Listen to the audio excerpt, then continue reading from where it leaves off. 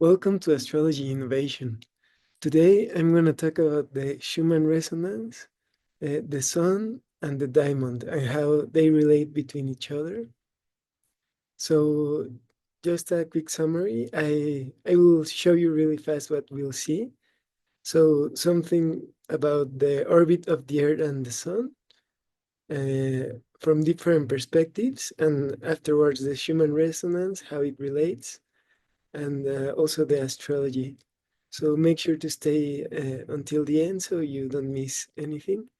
And now we will begin with the orbit because this also explains what the diamond is.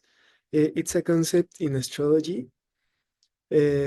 So first, here we can look at the sun and the orbit of the earth around the sun. And if you look closely, here the earth is the farthest away from the sun, and here the earth is the closest to the sun. In these parts of the orbit, which is called aphelion and perihelion. So the perihelion is also in astrology known as the diamond, which is when the earth is closest to the sun, but from our perspective, it's the opposite. So the sun is closest to Earth. So in this example, let's say here we would have the farthest point from the sun, and here we would have the sun closest to Earth.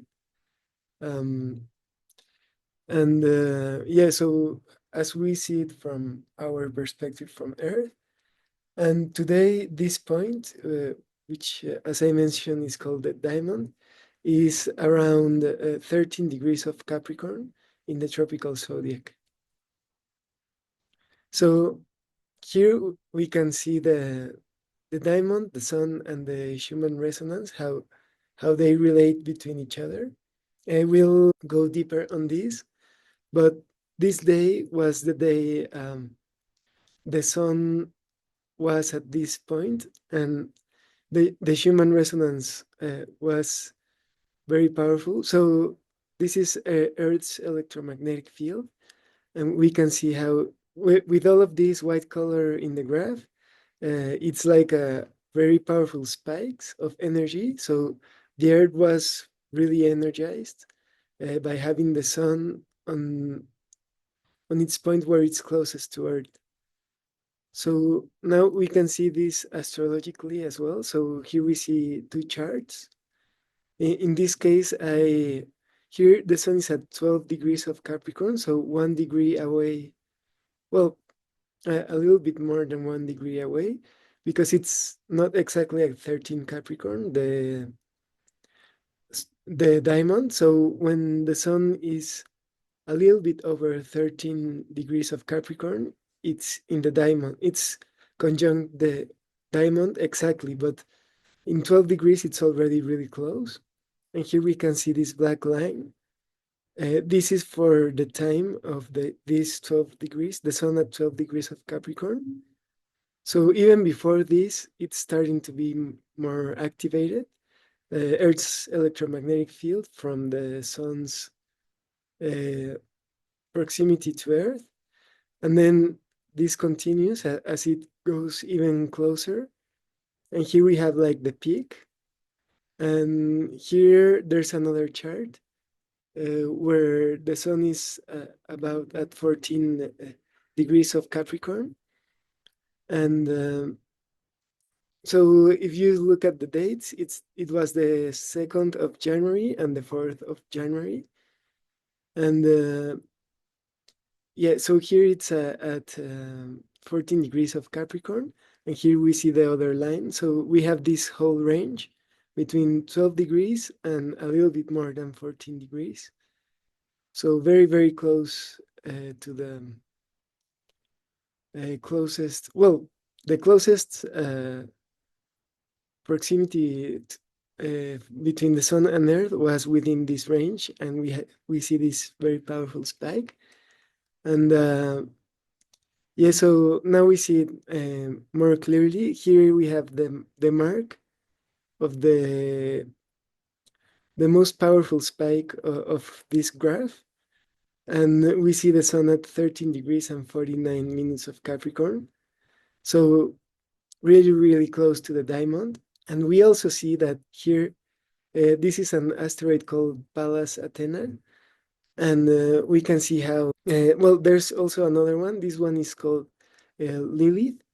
Uh, and but it's not the black moon, it's another asteroid. But these two were very much activating this point as well. But now with the sun, it was much more activated, and we see all of this activity here on Earth's electromagnetic field, really powerful. And yeah, so amazing this, especially this conjunction with Pallas. It was very, very precise. Probably Pallas is like almost exact, almost to the minute within the diamond, uh, and activated by the sun on this very powerful spike. So now we see that this range between this whole range between 12 degrees and 14, a little bit more than 14 degrees of Capricorn. And here we see the 13 degrees and 49 minutes of the sun and 13 degrees and 25 minutes of Pallas activated by the sun on its closest proximity to Earth, activating Earth's electromagnetic field very powerfully. Yeah, so it was a very interesting thing to see. So I wanted to share it with you. And yeah, so I hope you enjoyed.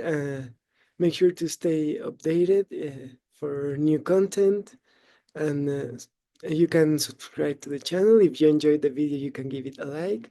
You can leave a comment if you have any questions or found anything interesting. You can share it with friends that could be interested in this subject. And you can also visit my website, book consultations, and watch other related videos. I have other Schumann Resonance and astrology videos if you're interested. Yeah, and also I have some good news. If you're interested, it would be really nice also to see some comments so I can put more effort into this. But I'm beginning to make a course about, well, a workshop about how to research, combine astrology and the Schumann resonance for astrological research and see how the planets impact Earth's electromagnetic field, which also obviously has an impact to everyone because also the Schumann resonance resonates with the, uh, has a very powerful influence in the collective consciousness. So it's interesting to see how it moves, not only affecting Earth, but these things also affect us personally and our individual and collective consciousness. Well, yeah, so if you're interested, leave a comment so I can focus more on this project so you can have it sooner.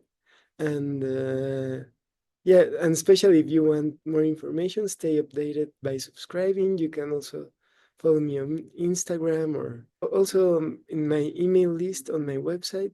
Thank you for staying until the end and hope to see you soon. Thank you.